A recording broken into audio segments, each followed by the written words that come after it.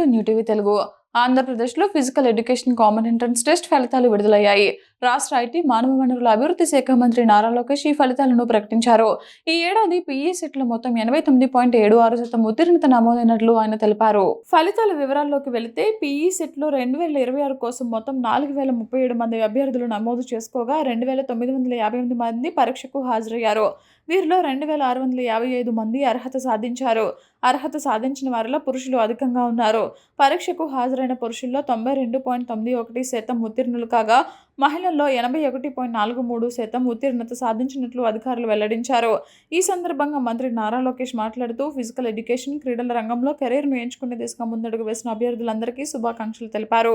వారి భవిష్యత్తు ప్రయత్నాలు విజయవంతం కావాలని ఆకాంక్షించారు. అభ్యర్థులు తమ ఫలితాలను అధికారిక వెబ్సైట్స్ sets.apsc.ap.government.in/PE-setలు చూసుకోవచ్చు. ర్యాంక్ కార్డులను కూడా ఇదే వెబ్సైట్ నుంచి డౌన్లోడ్ చేసుకోవచ్చు. అదనంగా మనమిత్ర వాట్సాప్ నంబర్ 9552300009 ద్వారా కూడా ఫలితాలను తెలుసుకునే సౌకర్యాన్ని కల్పించారు.